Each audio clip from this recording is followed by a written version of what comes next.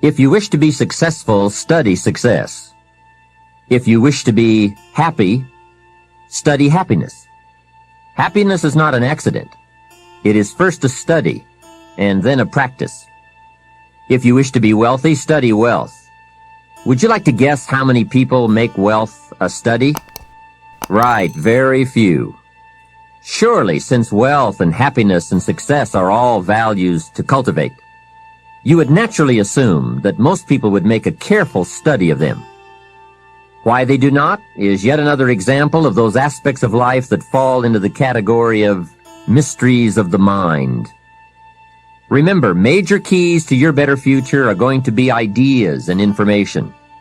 If we have any lack, it is not because we lack money or opportunity or resources.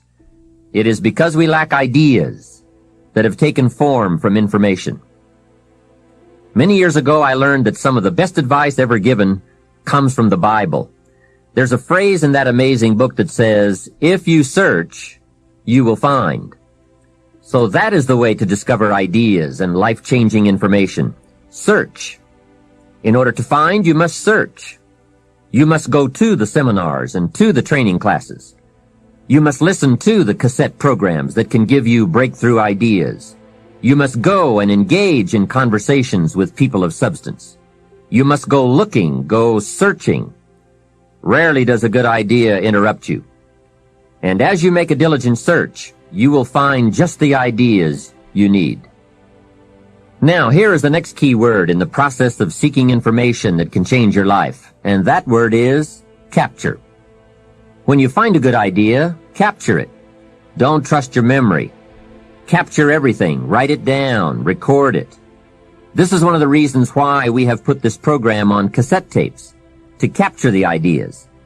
As a serious student of wealth and happiness, I would encourage you to make use of a journal as a gathering place for all the ideas that come your way. I consider personal journals to be one of the 3 treasures a wise person will leave behind. Here are those 3 treasures. 1 is your photographs. Take a lot of pictures. Being able to capture the event in a fraction of a second is a phenomenon of the 20th century, and how easy it is to take phenomena for granted.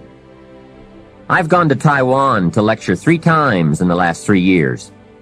On my last trip, there were about 1,000 people in attendance for a weekend seminar. Now, if there were 1,000 people in the room, guess how many cameras were also in the room? Right, 1,000. Everyone brings a camera to capture all the events and the people, new friends, new experiences.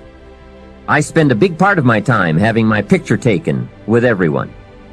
Have you ever looked at the pictures a couple of generations back? Unfortunately, there are only a handful. But wouldn't it be great if there were hundreds of pictures to tell the whole story?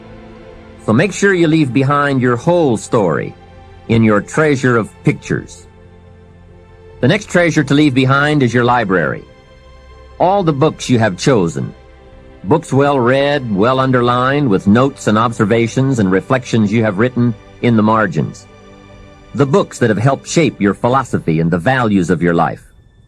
That is a treasure, your library. And your listening library, too. All these terrific cassettes. They are a treasure. The third treasure to leave behind is perhaps the most important.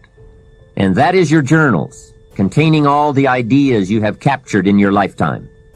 Business ideas, social ideas, culture ideas, investment ideas, lifestyle ideas. Can you imagine the value these journals would have? They will certainly be more valuable to leave behind to your children than your couch. So, get serious about your search for information and ideas, and about leaving that information behind for future generations. Here is the next key word for expanding your life for the better. That word is review. Go back over all your life experiences. Learn a skill called reflection. Pondering life's events with the intent of learning. That is so important. I call it running the tapes again.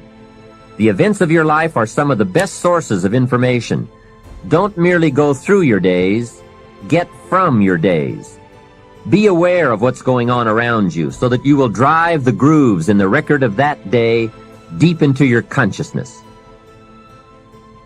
Here are some good times to reflect.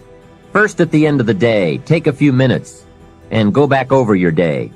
Where you went and what you did and what you said, what worked and what didn't. What do you want to do again? What do you want to correct? The colors, the sights, the sounds, the conversations, the experiences. You see, experience can become commodity, currency, coin, an incredible source of value, but only if you take time to reflect on the experience and turn it into something of value. As we mentioned in our first fundamental, it's not what happens that makes the difference in how your life works out, but rather what you do about what happens. And part of doing something about what happens is this process of reflection, studying an event in order to glean valuable information from it. Another time to reflect is at the end of the week. Take a few hours. Take a half a day at the end of the month. Take a weekend at the end of the year. Reason? To make the past more valuable. Sophisticated people have learned how to gather up the past and invest it in the future. When my father was about to celebrate his 76th birthday, I said to him, "Father, can you imagine what it's going to be like to gather up the last 75 years and invest them in your 76th? That's how life can become productive and exciting. Not just living one more year, but gathering up the years and investing them in the next one." By reflecting, you can gather up all the conversations you have ever had and invest all that you have learned and all that you have felt in the next conversation. Gather all your experiences and invest all that you have learned and felt in your next experience. And the more value, the more substance, the more information, the more wisdom you can gather from all of your yesterdays, the more exciting your future becomes. Probably all of us already know all that we need to know in order to make our lives turn out the way we want, except for one thing: how to gather what we've learned in order to invest it in what we want to become.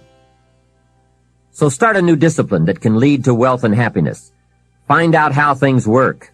Never let it be said you didn't find out. Now let me give you a qualifying phrase. You may not be able to do all you find out, but make sure you find out all you can do.